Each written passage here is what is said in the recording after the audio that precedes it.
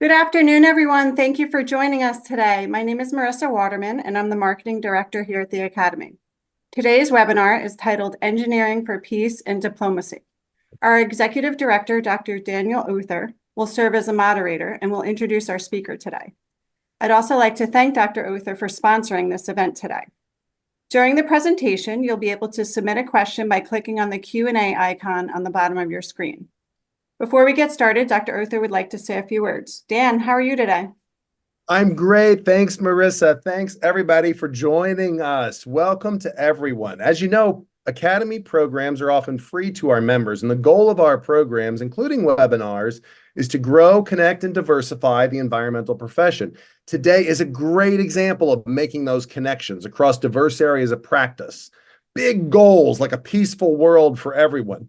And as we begin, I'd like to, on the next slide, say a special thank you to our patrons. The patrons are organizations who see benefit in the work at the Academy, and to ensure the success of that work, patrons provide us with much needed financial support. Thank you, patrons. And Marissa, thanks for acknowledging my support for today's webinar. In reality, the thanks for this should really go to our speaker, Bernard Amadei, who's an inspiration for me and many, many others who believe the world should be a better place and that engineering is a way to achieve that.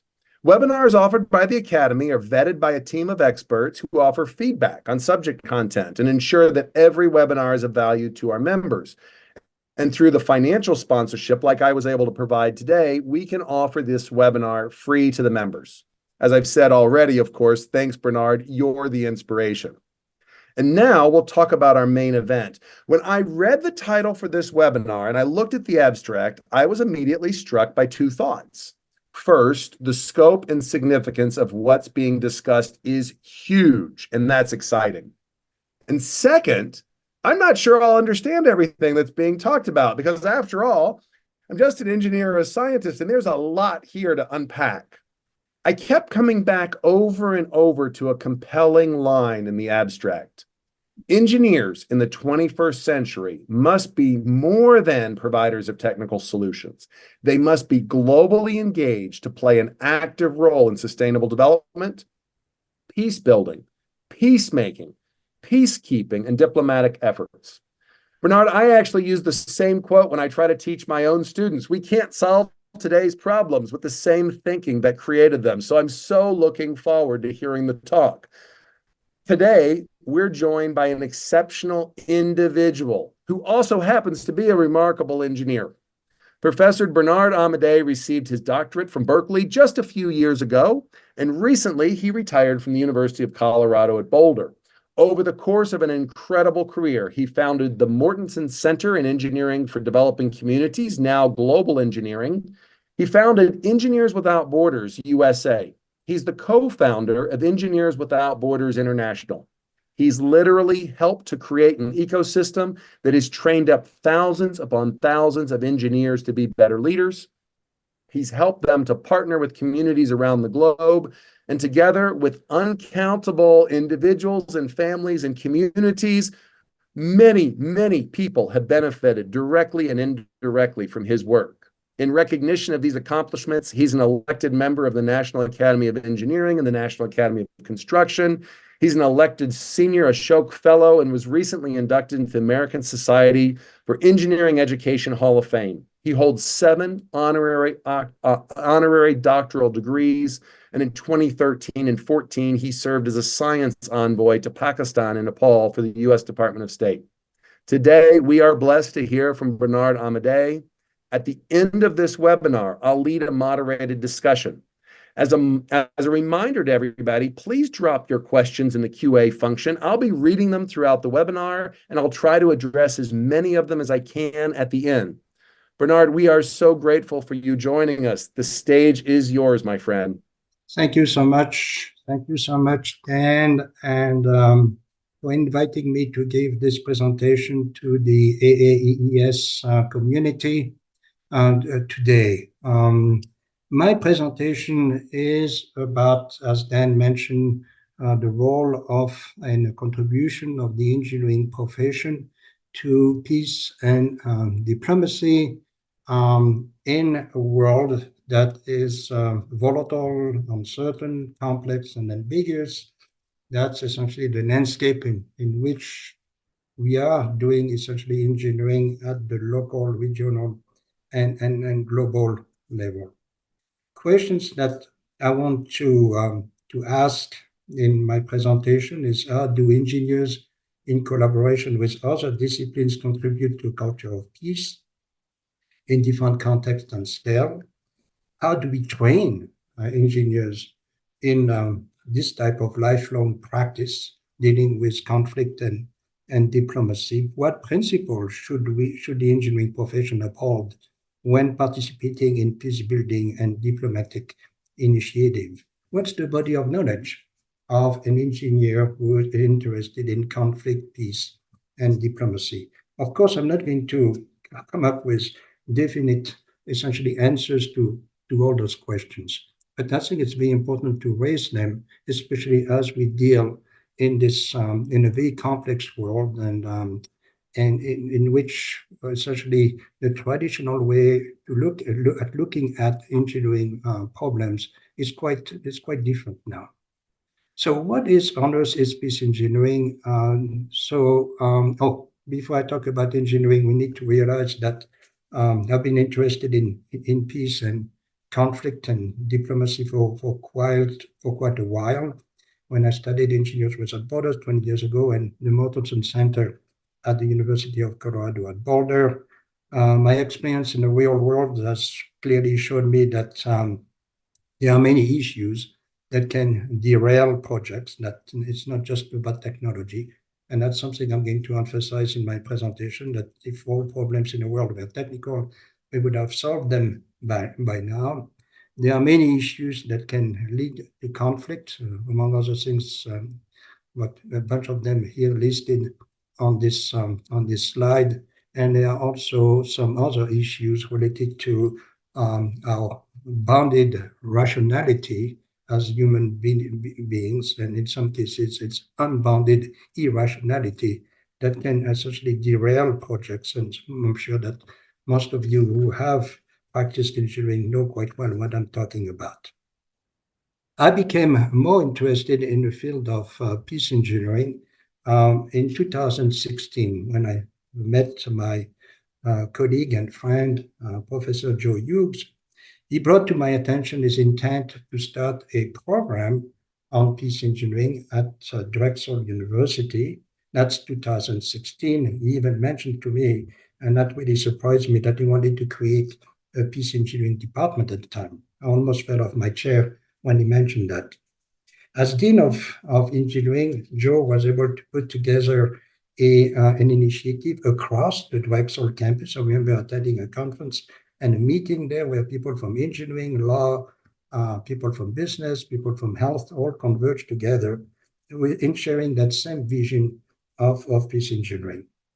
Another essentially landmark in my introduction to peace engineering was the conference that my friend and colleague, Professor Ramiro Jordan at UNM essentially put together in November of 2018. Peace engineering, there are different definitions of it. I have listed here 3 of them. The first concept of peace engineering came in around 2006, essentially by Dr. Veselin, civil and environmental engineer, by the way, who talked about the proactive use of engineering skills to promote peaceful and just existence for all. The last definition, I just found that out when I went to OpenAI and say, hey, what on earth is peace engineering? It gave me a pretty good, essentially, definition. I'm really comfortable about it.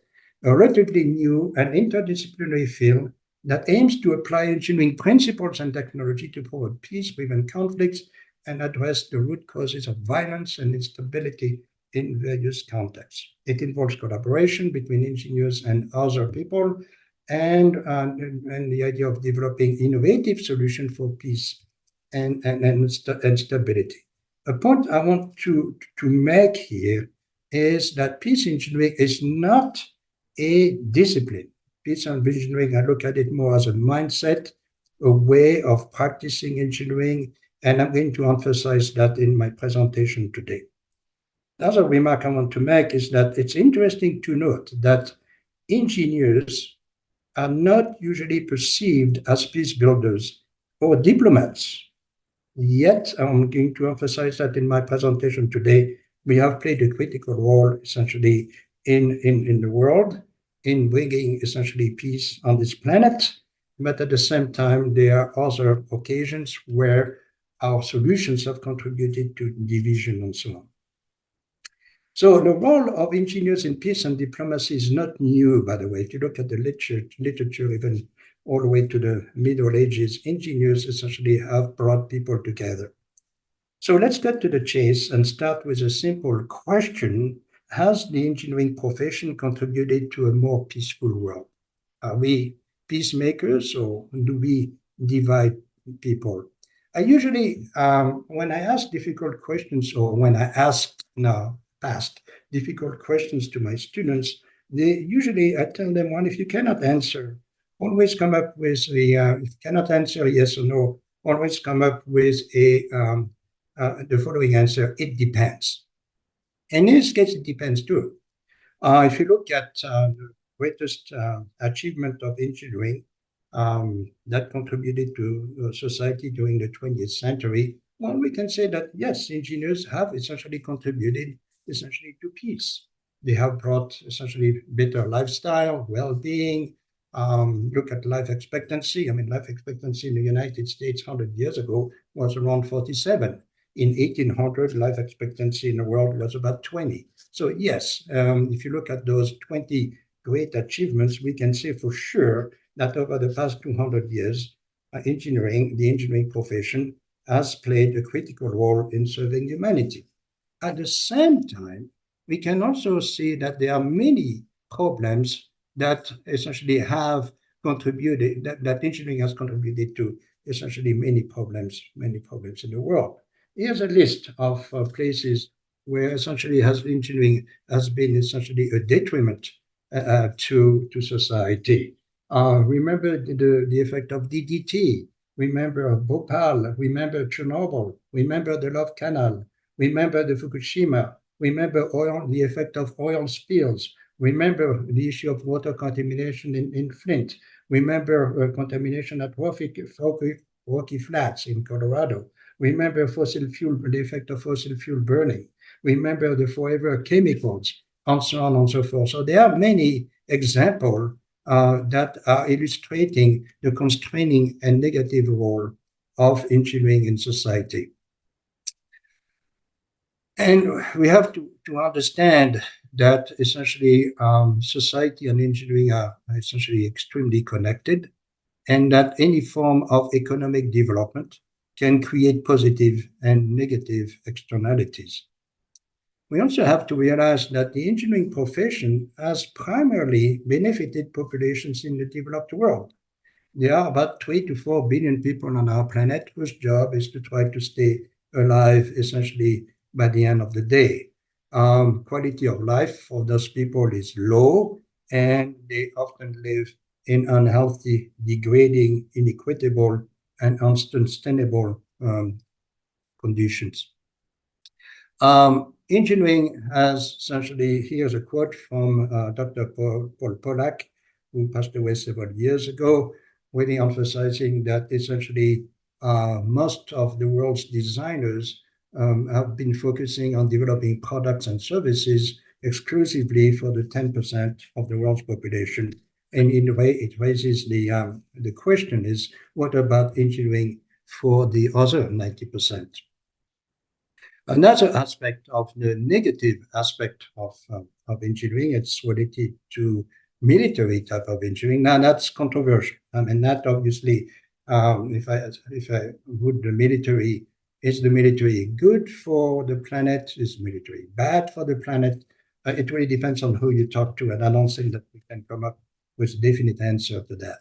But can we, essentially in this slide here, you have two parts. One on the left, designing for war, and the other one is designing for peace. That designing for peace is an interesting, essentially, report that was published by a Cooper Union, I think, in 2022, 2023.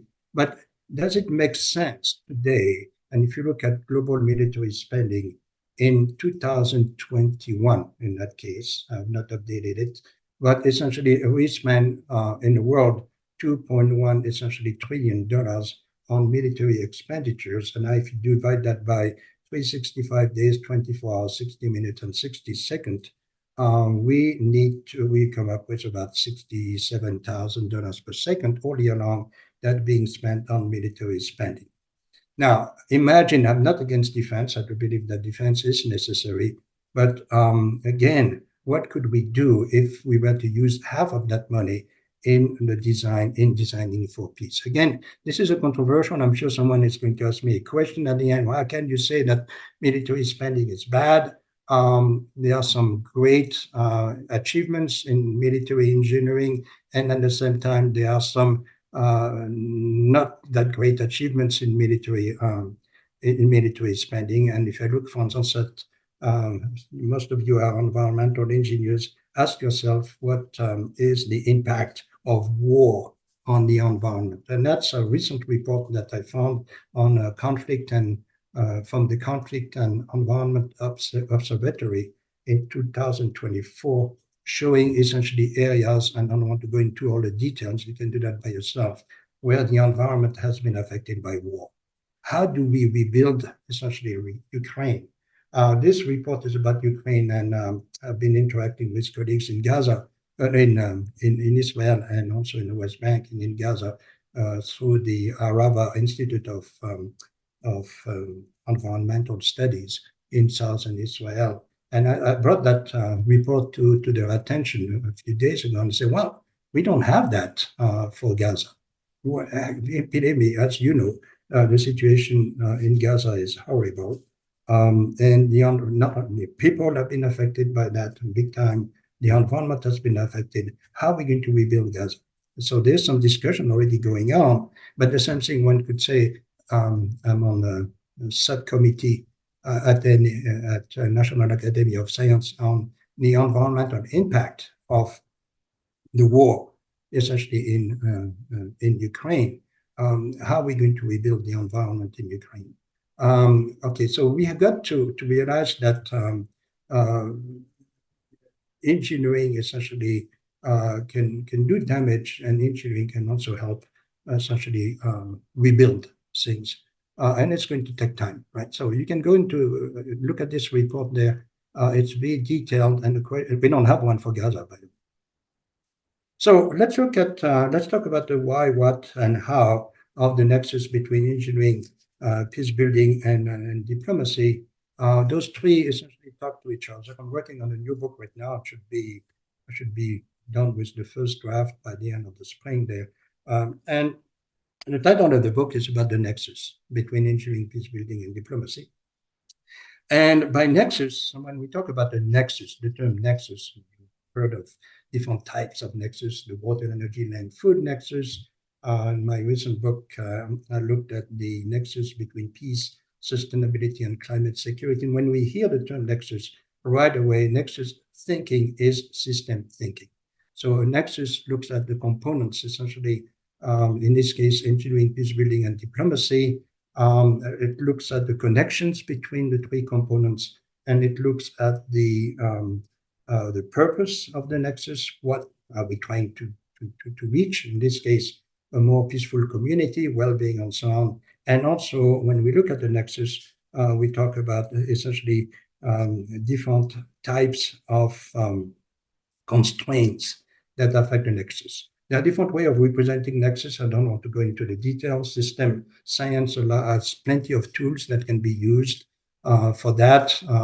Here are some example, diagram on the left. You can see different connections, engineering impacts and diplomacy impacts peace building, and vice versa. So there are different ways, essentially, you can build, essentially, on the right-hand side there, a 3x3 matrix, and you have 6 essentially off-diagonal terms that show the influence and dependence of each component of the nexus on the other two. So that's one way of doing it. So we are looking at a VUCA world. Again, this nexus takes place unfolds in a VUCA world, as I mentioned to you, vulnerability, uncertainty, complexity, and so on. And it's likely that we are going to have to deal with the world issues in that bigger world way into the 21st century. And see, here are some examples of world issues that were put together by the World Economic Forum. All sorts of them. It's not just a laundry list of issues. You need to keep in mind that all those issues are interconnected and essentially prone to creating planetary risk. Here's another example of the World Economic Forum that produced the Global Risk Report of 2024. You can see that there are many different types of risk. Some of them are economic, some of them are environmental, some of them are geopolitical, some of them are societal, and some of them are technological.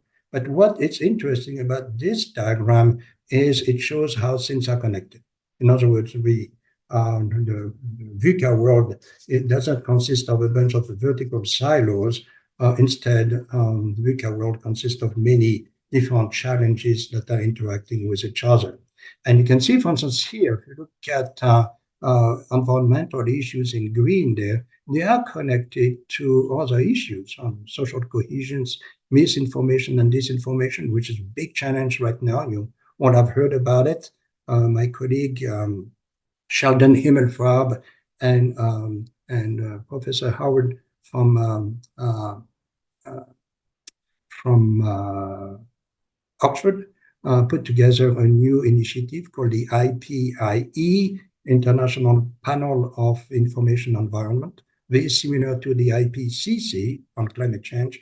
If you're interested about it, you can sign up to be part of the scientific advisory board of the IPIE, but the point I'm trying to make here is that misinformation and disinformation does not stay in a vertical silo, and it has impact pretty much on everything on this map.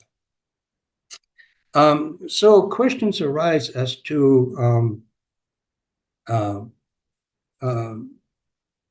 proactively address this risk now and into the future, rather than reactively, by emphasizing environmental protection, conflict resolution, again, an aspect of peace building, economic and political stability, and climate change awareness, adaptation, and mitigation. Another question, which now is the second part of my presentation, has to do with how do we train essentially engineers to develop radical solutions to address the risk that I presented a few minutes ago, their connections, and how do they work in partnership with policymakers in the future. I think that the key, when we talk about training, how do we train engineers, we have to realize that I'm not talking about a degree here. Degree is not an end in itself. The global issues essentially that we are facing on our planet today and likely to face for the rest of the 21st century require lifelong learning. And somehow universities do not provide lifelong learning. Sometimes it's called K to gray education. By gray, I'm talking about gray hair, and we can also replace it by K to bald education if you don't have hair at the end of your life. So how do we essentially prepare students to deal with those global issues? We have to keep in mind that our graduating engineers today will make decisions 20 or 30 years from now in a world that will be different from the one it is today, for sure. They'll be dealing with issues that exist today and some new issues that do not exist yet. And they will be using essentially some tools. Some of them have not been invented yet. And they will be essentially making decisions likely in a very rapidly changing world with changing knowledge. So it's important that we emphasize essentially to our graduating students that getting a degree, as in this quote mentioned, the person who graduates today and stops learning tomorrow is uneducated the day after. And this statement is even more true today than it was 40 or 50 years ago, hence a need for changing the way we are educating engineers. Here's a quote there that I'd like you to think about, especially colleagues in the academia. Do today's engineering and science graduates, educators and practitioners, not just the students, but the educators as well, and the practitioners have the skills and tools to address the global problems that our planet and humans face today and be facing within the next 20 years and beyond? The answer is no. We do not essentially train engineers for lifelong learning. And one reason for that is that our educational system, especially in the Western world, is primarily shaped by the way we look at society and the world. And very often that way of looking at the world is reminiscent of the scientific understanding of the 19th century. Now, if we want to teach 21st century engineers, we need to have a 21st century curriculum delivered in 21st century structured educational institutions instead of institutions that were dominant in the 1950s and between 1950s and 2000. So a different world requires a different type of education, a different way to look at the world. Also requires essentially lifelong learning and also lifelong participation and practice. So if you look at the big picture of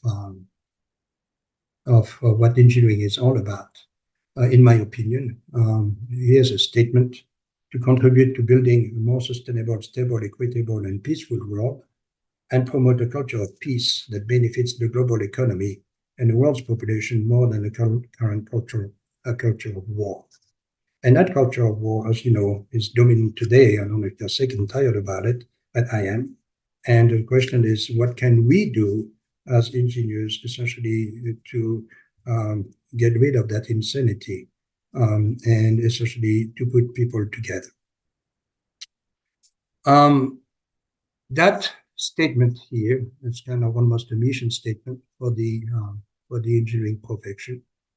We have to realize that to make the world a better place for all depends on context. It depends on scale. There's no such thing as essentially one type of engineering practice, one type of engineering education for everybody. It is context and scale specific. Engineers essentially in the developed world, the emphasis is mostly on how do we create essentially a more sustainable world where we essentially reduce our consumption, where we are more intelligent in how we essentially use our resources. In the developing world, I think the challenge is to address essentially poverty. And in between, we have essentially the emergent economies, China, India, South America, Central America, and Africa, I would say, even in this century. The question there is not how do we to practice engineering in those countries without repeating the mistakes of the developed world. So to look at the big picture, we need to demystify essentially engineering education and practice as usual. As Dan mentioned, we need to realize that engineers are not just providers of technical solutions. Engineers are change makers, they are peacemakers, social entrepreneurs, and facilitators facilitators of sustainable human development.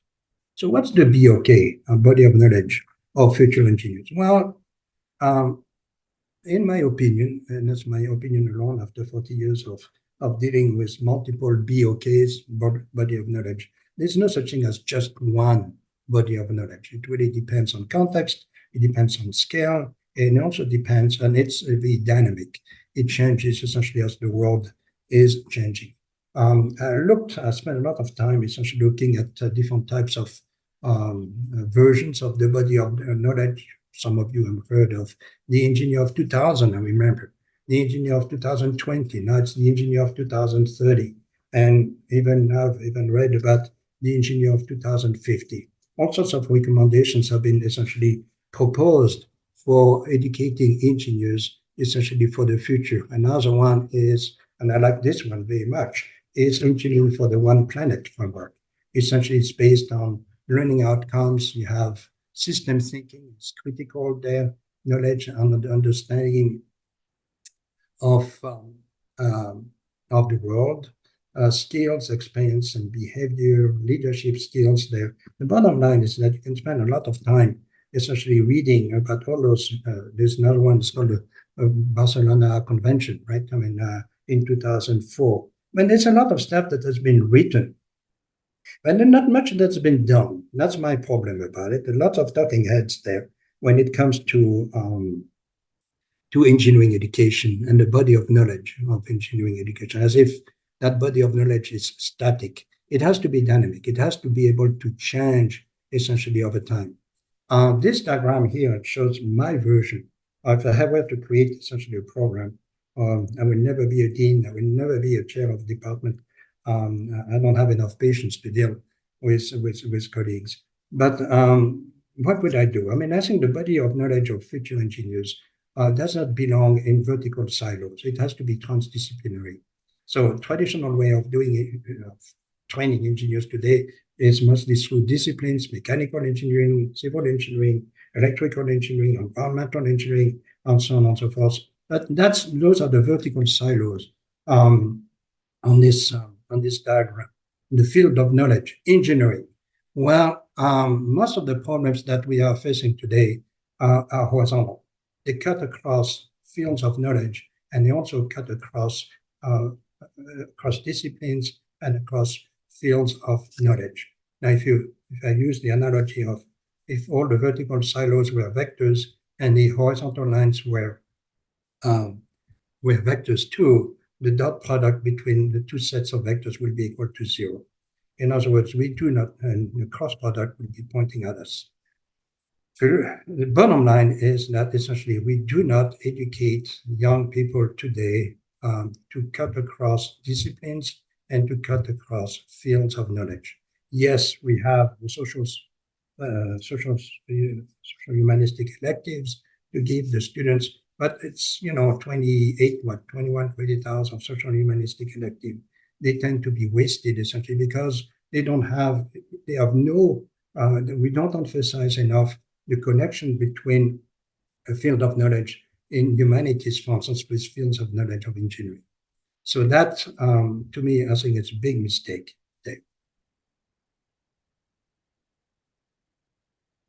So we can spend a lot of time going into the nuts and bolts, essentially, of engineering education for the 21st century. But the way I look at it, if I look at a 10,000-foot elevation type of vision for the education of engineers for the 21st century, here are a bunch of essentially points that I would like to make. Make sure that our engineers have appropriate skills and tools to address critical world issues, that they are able to interact with others who are not engineers, that they are whole brain thinkers instead just of left brain thinkers. They can manage projects in different contexts and scales. They are flexible and resourceful enough to deal with unfamiliarity, which is dominant in the VUCA world. They are committed to lifelong learning. They are systems thinkers and consider the unintended consequences of their decisions, have access to technology, and have the humility to understand that the Western world doesn't always have all the solutions. On the right-hand side, I show essentially two types of education. The typical disciplinary type of education that has been dominant since, I would say, 1950, even before that, between 1850 and 1950, if you look at it. And the I type of education, vertical only. Yes, we need experts there, but we also need individuals who are trained in this kind of T type of education. You may have heard of that in the literature, where you have essentially depth in engineering. There's no doubt about it. An engineer needs to know about engineering. An engineer needs to be able to make some essentially provide some solutions from a technical point of view. But an engineer, they also deal with people, need to deal with the environment, needs to deal with conflict. Where do we teach conflict? By the way, in engineering in the engineering curriculum. We don't. We talk about ethic. And in some schools, including mine, ethic is somewhat buried into another course. There are some schools like Texas A&M where they have 2 semesters of ethics. Where do we teach conflict? Where do we teach peacemaking, peace building, peacekeeping, and conflict in the curriculum today? Don't tell me that conflict doesn't exist. You know, I tell the students you have conflict with yourself, you have conflict with a partner, you have conflict in your community, you have conflict at work, you have conflict with your client, you have conflict across borders. Conflict is everywhere. Now, conflict is not bad. Don't get me wrong here. It becomes bad when it's violent. But conflict can actually be a place where you learn things. So where do we teach conflict? Conflict management and peace studies in the engineering curriculum? We don't. Please prove me wrong, right? If you do so, if you know of programs that do so, aside from peace engineering, please let me know. I'm really glad to be proven wrong on that one. How do we train students to deal with the 5 P's of sustainability? I think a good engineer when we talk about peace engineering is about coming up with solutions that are good for the people, that are good for the planet, the environment, that create prosperity, not necessarily profit, that create partnership, business development, and ultimately that don't divide people. I've seen many examples of projects through Engineers Without Borders and other projects where essentially well-intentioned engineers essentially provide solutions that divide people. I remember I was put a water well somewhere in a community without talking to the people, without essentially exploring why one part of the community doesn't talk about the community. You're going to do more damage than if you were to do nothing. So understanding people, as I mentioned earlier, there are many issues other than technical issues that need to be taken under consideration if you do work in the world today. So how do we train engineers to address the 5 P's? How do we bring the 5 P's in our classes, in our curriculum? That's another question. I would be curious to know. I would love to be proven wrong. I would like to hear from some of you. How do you do that? How do you integrate those 5 P's into the curriculum? Do you do that or just focus on technology alone? The other aspect is essentially how do we provide right solutions? How do we provide rightly done solutions? And how do we provide right reasoned solutions? In other words, when we come to peace engineering, are the solutions the right solutions for the people and the environment? Are they good solutions from a technical point of view? That's a must. Are solutions developed for the right reasons? Do we really need that additional water treatment plant? Do we really need this type of solution? And these are questions that I think need to be addressed also. How do we train engineers to essentially address those 3 aspects of the solution? Are they right? Are they rightly done? And they are the right reason. Most of the engineering education in university, it's about essentially knowledge. Where do we train engineers essentially to develop skills, to develop essentially lifelong experience? I have a lot of questions. Of course, I may upset some of you there. I need to raise those questions because after 40 years, I have not seen much change in the curriculum, at least at my university. Pretty much put people into essentially a boot camp of 4 years, put them into some little boxes that don't talk to each other. At the end, they get a piece of paper. Good luck, have a good time, and also don't forget your institution and give some money on a regular basis. Hello, that's essentially the approach of the 1950s, and even before, between 1850s and 1950s, golden age of engineering, where essentially we control nature. Many mistakes were made essentially at that time, where experts were essentially the rule rather than the exception. It created fantastic, essentially, technology and fantastic. It helped the world a great deal. At the same time, as I mentioned earlier, it has created a lot of problems. Where do we bring engagement in engineering education during those 4 years or 5 years or 6 years or what have you there when students stay essentially at the university? the best model of education I have seen. It's not in the United States. It was at KIST, Kigali Institute of Technology, where young engineers, the first semester was spent in the field. They were given a project, a village, a community to essentially analyze, collect data, make an assessment, essentially of the community. Then second semester, and then they look at books. And so that way, the books, what they learn in books, has more relevance since they already experience the problems at the local level. Each year, they go back to the community that they are essentially assigned to. At the end of 4 years, they write a report showing their contribution to improving the livelihood and well-being of the community. That is engineering. I wish I could do that in the United States. Second to that program is what's done at Drexel.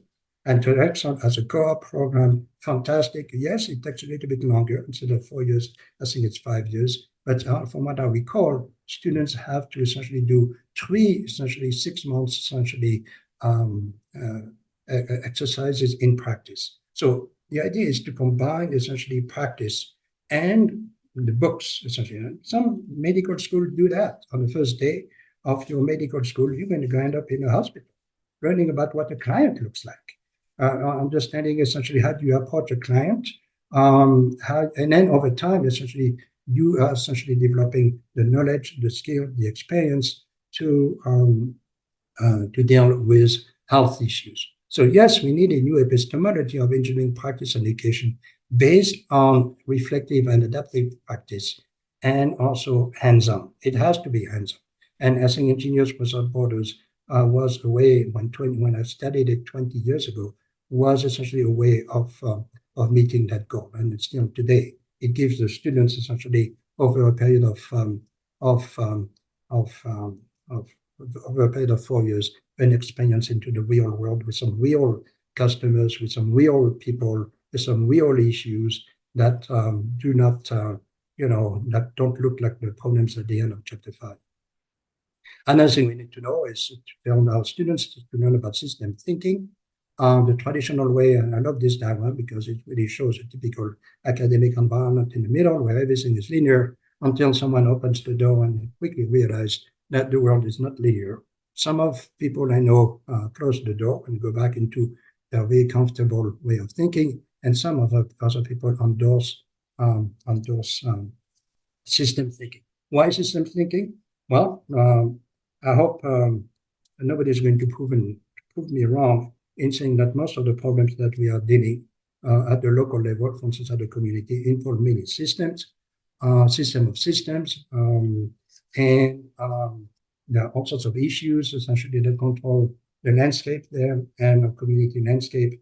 And we may make a decision in the infrastructure system, but that decision may have an impact on economic system, or vice versa, or on natural system, or vice versa, and on human system, vice versa. So how do we train students to essentially think, practice, and implement solutions that are more integrated or systemic, if you want to call them that way, rather than linear, as I mentioned earlier. We need essentially system thinking, and realize that in the case of conflict environment, look at Ukraine, look at Gaza, the problems are not very well defined. Complexity and uncertainty are the norm. The problems essentially change all the time. We are dealing with adaptive systems, especially human system. They change all the time. And the bottom line also, last bullet on this diagram, is that in the real world, there's no such thing as a optimum solution. You have to come up with some satisfying or good enough solutions that may actually change over time. Now, if you look at, sorry, getting tired, seeing YouTube probably. If you look at peace, peace is not it's hard to define.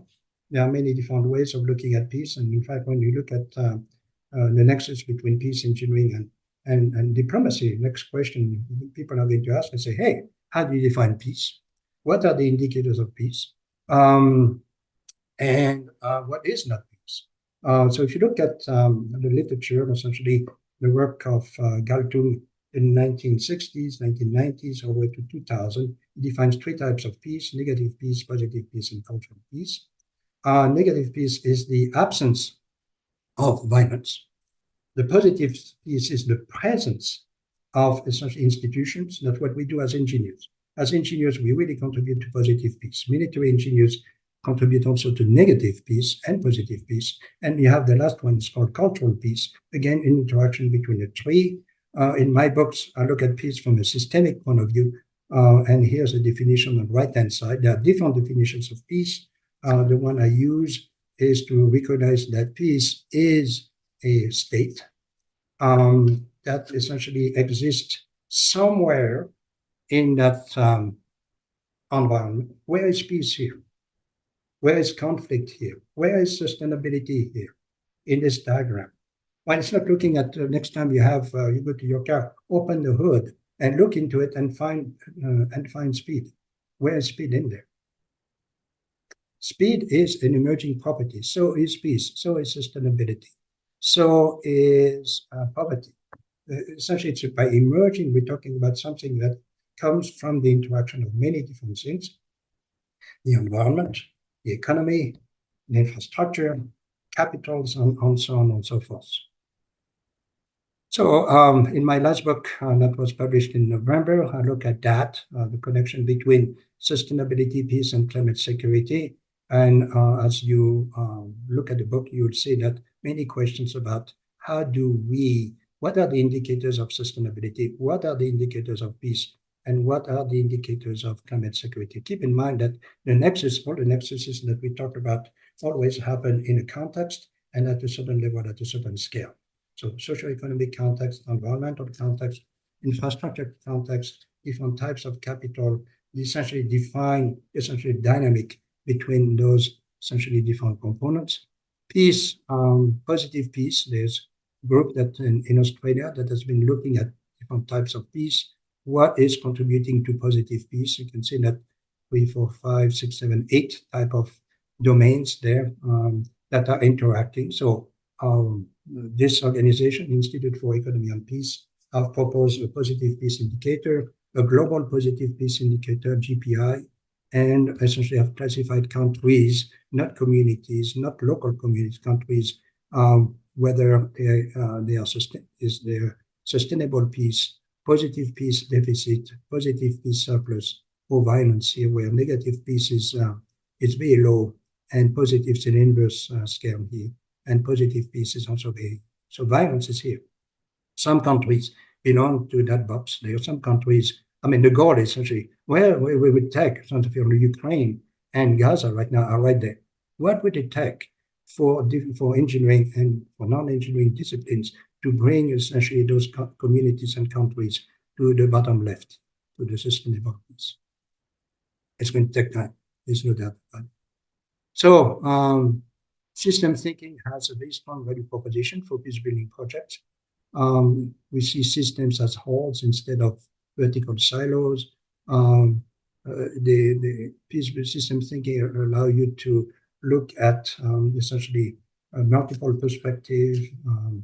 It allows you to look at how things essentially are interconnected. If you make a decision here, how does it impact something else in the system of systems and so on. A good example here is the example in Hebron. If you read this report on the Hebron Basin, there is a good example of the system. The system is defined by a water basin, and the problem there is that river. That river essentially starts in the West Bank. It's transboundary issues there. It starts in the West Bank. By the time it crosses, essentially Israel, it's dirty water. That dirty water becomes even more dirty water as it goes through some Bedouin communities in the area of Beersheba, goes to Gaza. So you can only imagine the situation today. But here's a good example of essentially where engineering can play a big role in providing essentially issues or solutions in transboundary conditions.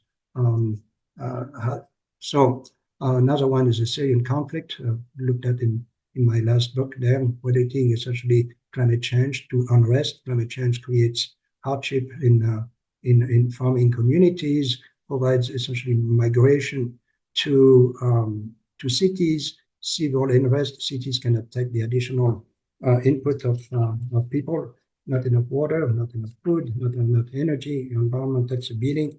You have more refugee camps. In the case of Syria, more civil unrest because the government doesn't like oppressive government. Because of the civil unrest, you have social political conflict, which then leads to human insecurity and migration. And that migration leads to the situation we have seen in Europe. There, I remember being in a refugee camp in Greece. There was people, many of them come from Syria, they come from Yemen, they come from Iraq. Some of them even came from Cameroon. And the reason they are there is essentially they cannot, they are being persecuted in their home countries and decided to go to Europe. We know quite well that the migration and in Europe has also contributed to the expansion of right-wing governments. And we see the same thing here, the political type of division in the United States related to immigration based on, unfortunately, fear and greed. So peace engineering, engineers can contribute to three aspects there. I don't want to go into the details. Engineers contribute to peace building, engineers contribute to peacemaking, and engineers contribute to peacekeeping. Now, peacemaking is more like the field of diplomacy. I'm going to say a few words about it. What's the body of knowledge of peace engineering? Engineers need to be aware of different components of, is it a peace building type of situation? Is it a peacemaking type of situation? Is it a peacekeeping type of situation? Engineers interested in peace engineering need to have training in conflict resolution. Peace building technology, how do you detect conflict? How do you conduct a conflict analysis? What parameters do you need to identify in your conflict analysis? Who is at stake there? What's the dynamic of the conflict? And so on and so forth. The BOK of peace engineering essentially is on top of the what I mentioned earlier, the BOK of engineers for the 21st century.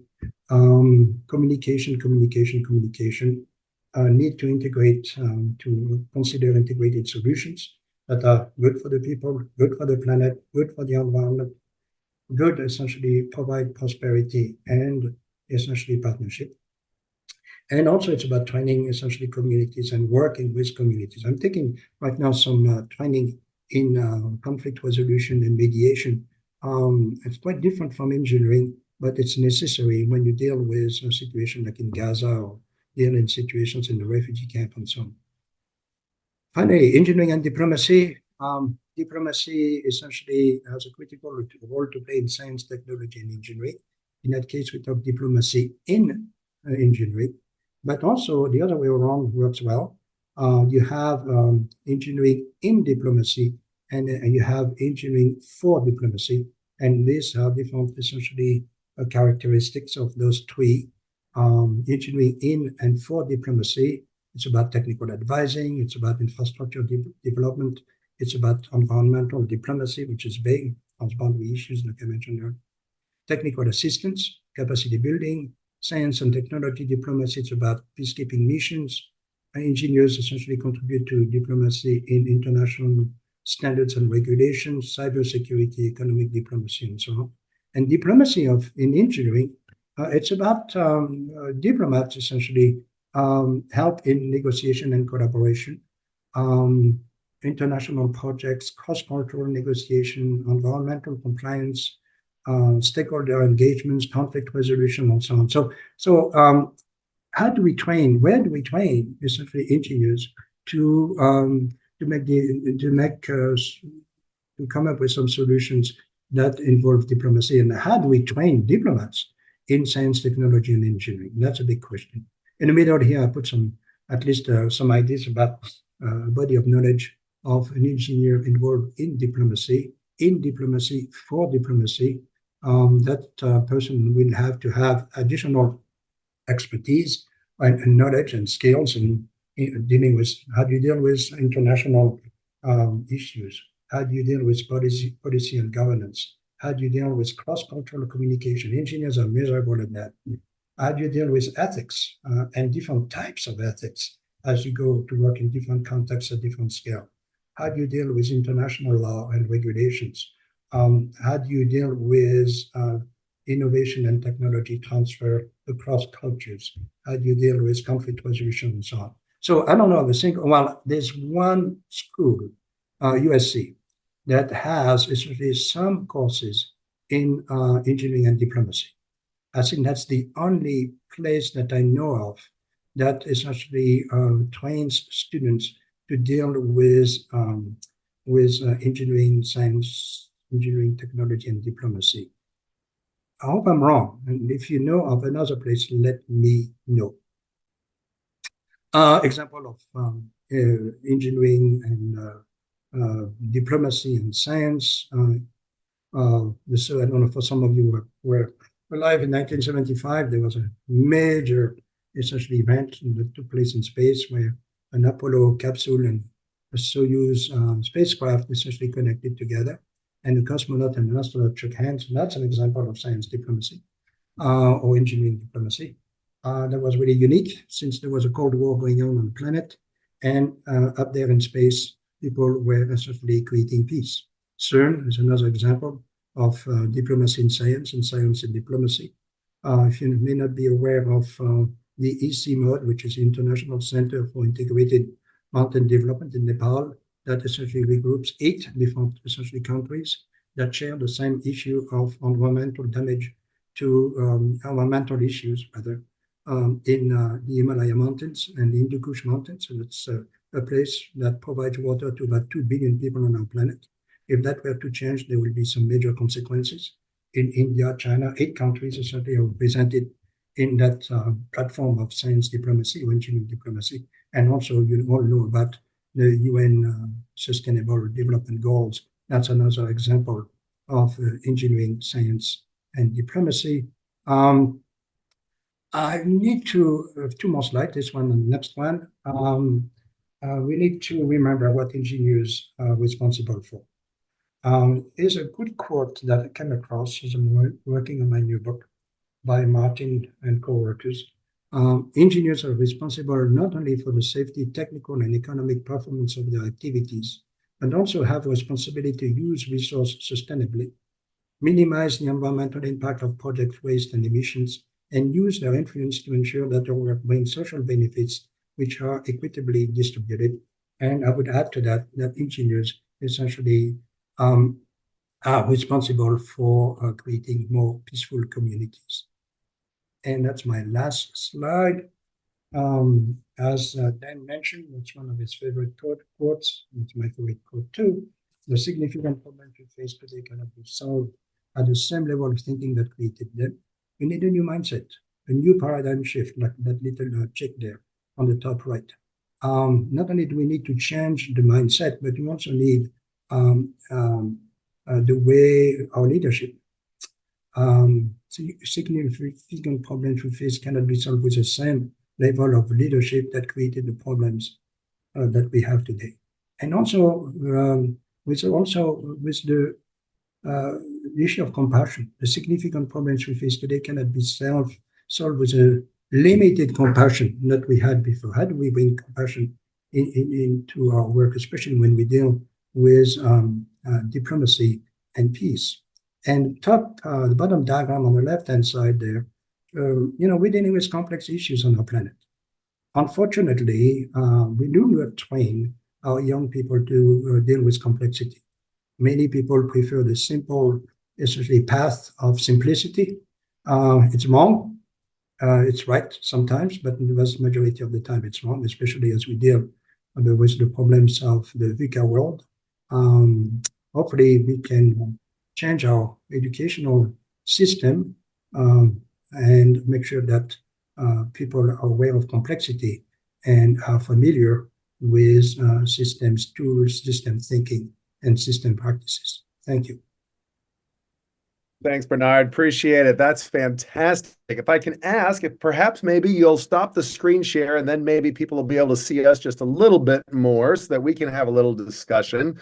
That was a fantastic presentation. I really appreciate it. Everything I expected and more. So I've taken a whole bunch of questions that were in the QA, some thoughts that I had, and I've kind of got them cast in about 8 questions. So maybe I'll run through them just to kind of get our minds thinking, and then maybe we can have some discussion. So, in a VUCA world, what's included and what's not on that list, right? Has it become too big, or does it, so that's an issue. What's the role of the engineer to identify and prevent risk before it happens? Ukraine and Gaza war, we might be cleaning up after the fact, but how do we prevent and alleviate in the beginning? What are the activities that are part of peace engineering, and how does it maybe differentiate from development engineering, right? So like water for people, is that peace engineering or development engineering, or is it the same, right? Are there jobs in this? Who would hire me? What's the role of the Peace Corps, and how does that work? What's the relationship between the work we know as technical people and policy and politics, and how much is centralized and bottom down, this is what it is to be peace, and how much bubbles up, and this is what it means to be peace, and how does that relate to politics and policy? Do all engineers have an obligation to be peace engineers? Does professional licensure help us or hurt us? Does it promote peace engineering or not? It seemed like we had a great discussion that's getting into ontology and epistemology, right? And so we're very familiar with kind of like our head cognitive knowledge and even our hand, our psychomotor knowledge, but it felt like you were talking an awful lot about our affective domain knowledge. And so are there skills that perhaps maybe our environmental civil engineers at military institutions know that we might borrow, or other places? You talked about the body of knowledge for peace engineering. How about human-centered design and what they do in architecture and product? Does that fit in? Is that different? And then there was one kind of bomb of a question, like it's like a big, mind shift, one. And I'll just read it as is because I think it's meant to stimulate us to think, right? But are the humanities and social sciences too important to engineering for us to leave it for others to teach it? Maybe okay, so those were kind of the 9 questions. We can go back up to the top, but you can tell people had a lot that they wanted to hear about. So in this VUCA world, right? Like what's in and what's out? Not like one person noticed you didn't mention pandemics, but they say, hey, we just came out of COVID-19. So should we have everything in the kitchen sink, or should we only work on some things? How do we know what to work on and what not? Whoa. Don't shoot the speaker here. I mentioned, I warned you at the beginning, I was going to raise a lot of questions. I don't necessarily have an answer to those questions, and I hope that we create essentially a forum for discussion. I think that it's important to understand that the way we have trained engineers, if you look at there are 3 essentially quantum leaps in engineering. 1850 to 1950, whoa, industrial revolution and so on. 1950 to about 2000, that we start realizing, whoa. There's DDT, there are environmental issues on some of engineering. 1992 was the first Rio summit there, where 1987, that's when we decided to talk about sustainability. Then 2000, right? 2000 to 2000, essentially 19, I want to put 19, before the pandemic, right? Honestly, the pandemic is really changing the way we are interacting on our planet, right? 50 years Today, ago, look at Zoom. All of a sudden, Zoom is not my favorite way of communicating with people. I tend to be nervous. You may have picked that up in my presentation. I prefer face-to-face because we are human beings ultimately, but it is what it is. It's overwhelming. But on the one hand, I don't think we have an answer essentially. How can we deal with all those issues? You have seen all the risks there that are all interconnected. I think more important is how do we educate young people and also older people in lifelong learning to realize that the problems are not in silos. They cut across many disciplines. How we do it, and then we have to realize also that in 4 years of engineering education, we cannot cover everything. There's no way, right? But I think that's why lifelong learning is so critical. Yes, you get a degree, Yes, you get a piece of paper, and yes, you get your professional license and whatever. It's not the end. It's not how you essentially continue essentially your knowledge and your skills and your practical experience. Practical experience, you get it by working on projects. But how do we train people? How do we tell people at the beginning of when they arrive on campus that, you know what, 4 years is not enough? Tell that to the parents. The parents say, what? In 4 years, you're not supposed to tell them everything needs to know about, the engineering profession. Right. Well, yeah, so how do we communicate? And as engineers, we are not the best communicators on the planet, right? You have to realize that, right? So how do we essentially, the problems are big and even bigger, right? And even bigger and all interconnected, right? Look at the planet today. But I think it's creating awareness that we are living in a complex world, a VUCA world, the way you pronounce it, and that essentially those young engineers or older engineers will be operating in that world. That's the sandbox. That's the landscape. No, makes sense. Makes sense.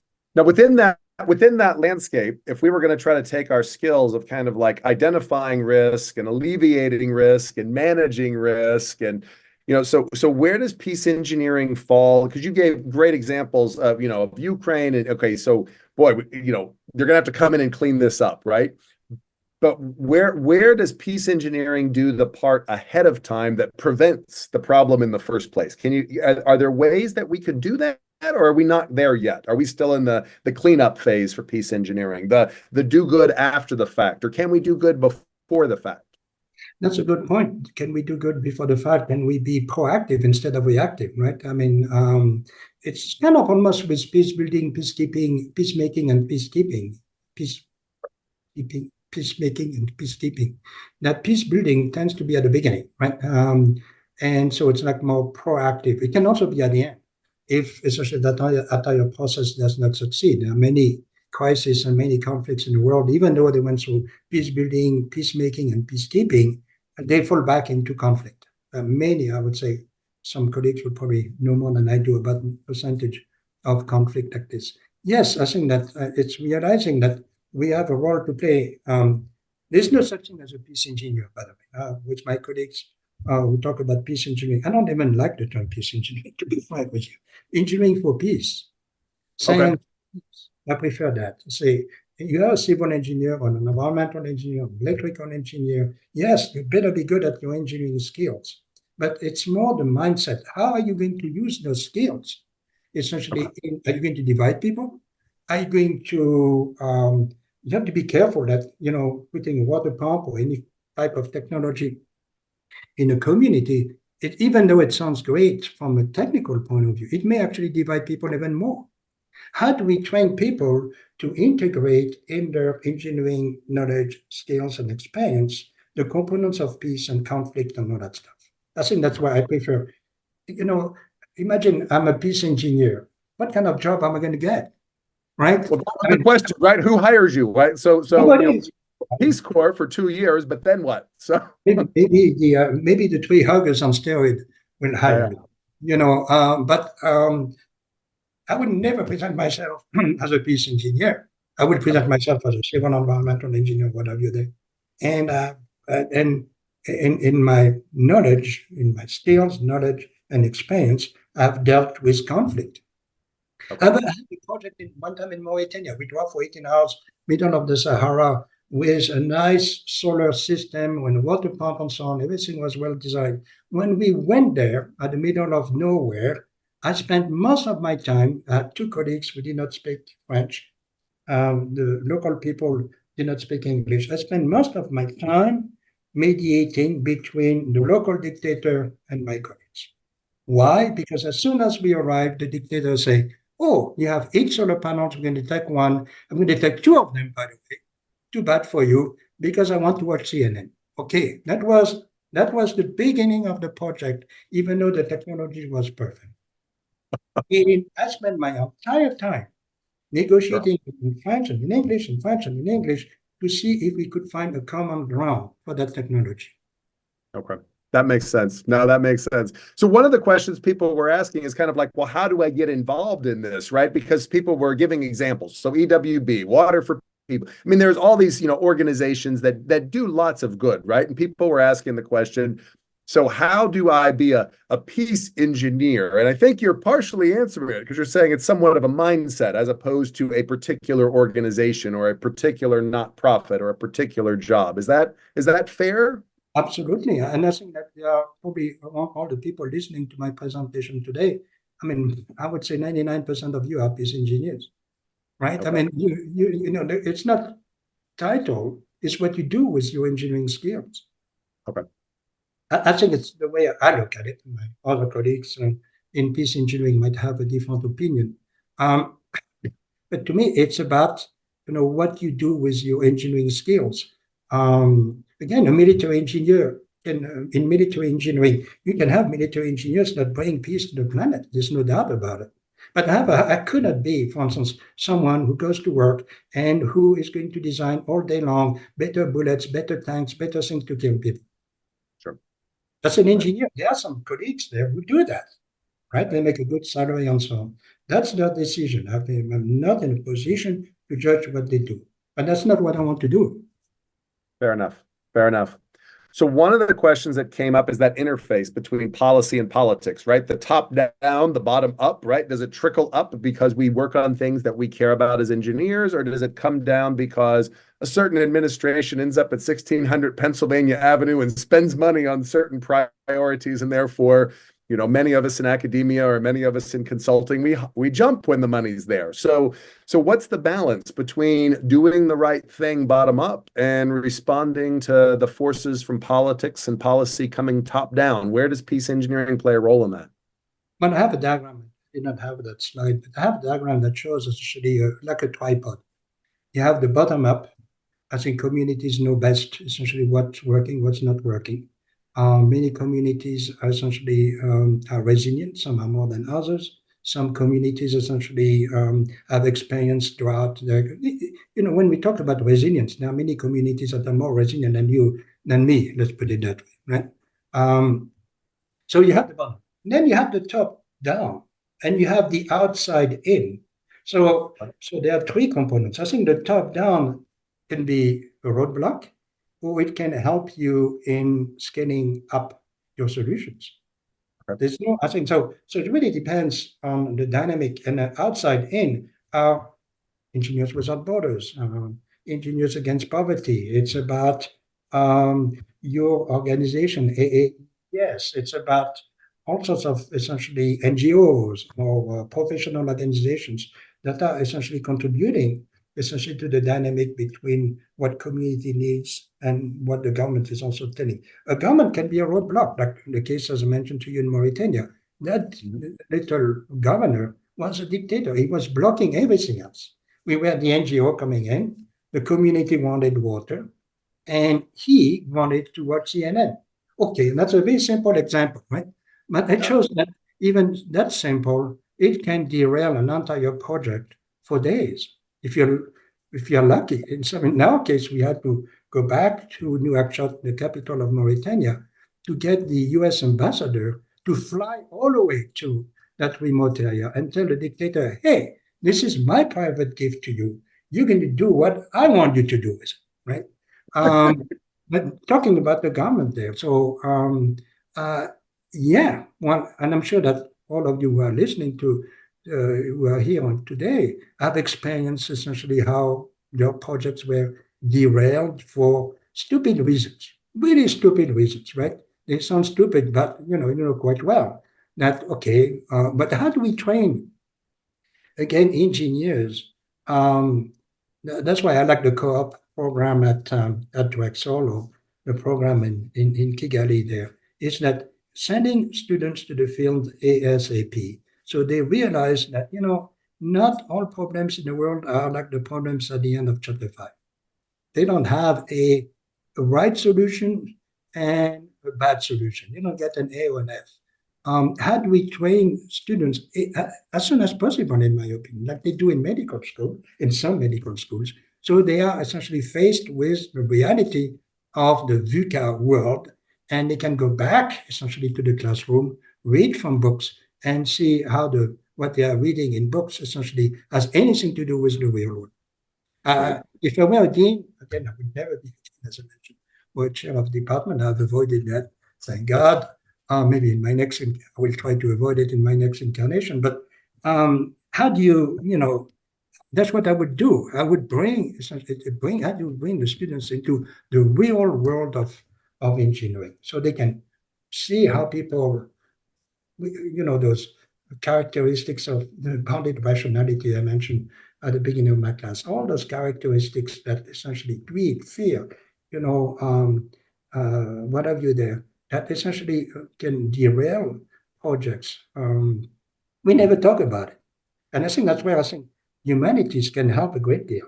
Now, like it is on my campus, humanities are on the west side of the campus. Well, and Engineering. yeah. So I'm gonna jump ahead. We'll come back to some of I don't have to take them in order, but I'm gonna jump ahead. So it's kind of a bomb of a question, right? And by bomb, I mean like, boy, it was right out there, right? So I mean, it's like, so are the humanities and social sciences too important to engineering for us to leave it for teaching from folks other places, right? Like we have our students, we send them there, they learn, and then they come back, right? And is it, if it's this important, should we actually have folks within our own area that take this scholarship seriously and also can contribute to it and also can train up students?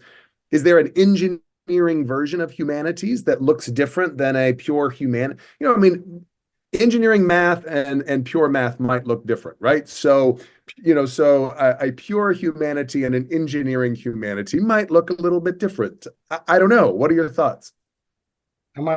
Again, these are not vertical silos. If suppose today I'm a young person and I want to know something about climate change, and where would I go? Again, the horizontal on my diagram, vertical silos, the dot vector, the dot product between the two vectors zero. Where would I go? The engineers are going to say, "Oh, come on over. We're going to teach you everything we need to know about mitigation and adaptation and resilience and what have you there." Then the people in environmental studies, which is different from environmental engineering, they were going to say, "Come on over. We're going to tell you." How come we don't have? I think that something doesn't make sense. Essentially, the problems are multidisciplinary, transdisciplinary, as I mentioned before, not even interdisciplinary or multidisciplinary, transdisciplinary. By transdisciplinary, essentially, we have different disciplines here, and they interact, right? So, social humanistic department on campus, engineering on campus, and they interact, right? So, where do we do that on campus? That's a great question, isn't it? I don't know. Maybe someone who is listening here in the audience might be say, "Hey, we're doing it here. I would love to learn about it. I would love to learn about it." I think that these are open-ended questions. I don't have the answers to all those questions. I would love to have my colleagues from, in Engineers Without Borders. I was always pushing for people to have a course in geography. Sure. Geography is important, right? I mean, hey, even and I realize that in high school, geography in some schools, it's not required. Okay, try to do engineering, especially Engineers Without Borders type of work, without knowing about geography. Okay, or what about culture, anthropology? Sure. But the problem, though, is that we only have 4 years of education. Right. Cannot essentially, those 4 years have still remained the same. We know indirectly we tell parents, "Hey, or we don't tell parents that, well, do you want to do a master's degree, on the side?" We know how we do it. But Right. how do you create essentially, I would call it globally challenged, globally challenged engineers?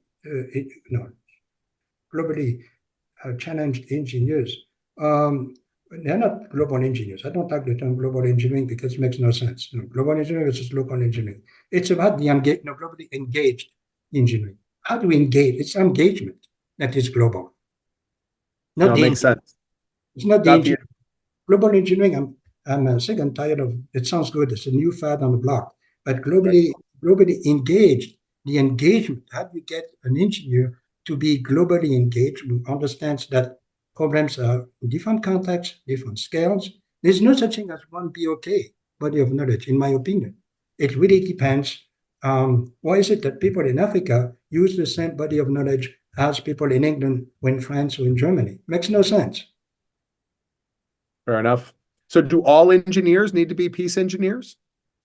Preferably. And is peace engineering the same as peaceful engineering? I think That's a good point. That's a good point. I've never thought about it. I think we play with words here, but it's, well, is a peaceful engineer or peace engineer peaceful? Where does it start? Where does peace start? Right? I mean, it talks about the dimension of but conflict, right? How do I deal with my own conflict? How do I deal with my way of doing things? I mean, there are many ways. I think it was Mother Teresa that said, if you want peace, start at home, right? And I'm not at peace. Well, I've not been at peace for the past 70 years, okay? And I'm looking for that Holy Grail, right? Maybe one day before I die. But yeah, who is at peace out there, right? And whatever that means, right? What are the indicators of peace? How do I know a community is peaceful? Correct. What kind, because now we get into the social space, right? And then so which social space and which moral compass do we use and which cultural norms are considered normal? And it becomes a thorny question. One, to kind of, wrap up this, we've got people listening that are going to be students, right? That are students, that have been students, that are young and emerging professionals. What's your advice? What's your advice to these folks that are our future? Because, you and I, we've had our crack at some of this stuff, but we've got people watching that are going to make things better. What words of wisdom would you leave them with? Well, after graduation, spend a year or two in the world. Don't go to school right away. I mean, experience the real world. And then after that, when you go back to, if you want to be an engineer, an architect, an environmental engineer there, you'll have a better understanding of why you are studying. Very often you see people coming out of high school, they go right to college. They don't have a clue what the world looks like. I think the best is to take a year off, go to the Peace Corps. I mean, I'm amazed. The people I've met through my career who were Peace Corps volunteers before are completely different. They're much open-minded. They are fun to deal with. They are, we have great discussions and so on. Join the Peace Corps or do some kind of service work for a year or two. If I were president of the United States, and I cannot be because I'm French, I was born in France, I would ask everybody to do 1 year of service. 1 year of service where you explore the world. Don't come back home for 1 year unless you have issues at home. Don't explore the world. There's a quote, find out what, don't try to change the world, let the world change you. I love that quote. Let the world change you before you want to change the world, whatever that means. That would be my word of wisdom. Now, you do whatever you want with it, but, but that's what I would do. I did not do that. No. And I was, my dad was a bricklayer. I worked as a bricklayer and so on. I was an apprentice. I was supposed to be a bricklayer until my dad told me, well, why don't you stay at school until you cannot take it anymore? And I'm still right there, right? I never left it. But get some experience, get some skills, knowledge. Millions of young people get engineering knowledge every year. What about the skills? What kind of skills do you have? Do you deal with people? Do you deal with poverty? Do you deal with wealth? I don't know. Get some skills. Get a life first. And then go and then add some school. I appreciate it. Professor Amadei, thank you for being with us at the Academy today, but thank you for being an inspiration for so many of us, and thank you for the life that you did and the work that you've done. We're going to pause here 1 minute. I believe Marissa is going to read a little bit of an extra here, so I think. Thank you, everyone, for all your questions, and thank you to our speaker for sharing your knowledge with us today. We have several webinars planned in the near future, so you can go to aaees.org/events to reserve your spot. Just a reminder, if you're not yet an AAES member and you're considering joining the Academy, please email me to discuss our membership options. Last but not least, our PDH certificates for this event will be sent out sometime this week. That's all for now. We enjoyed being with you all today. Thank you so much and have a great day.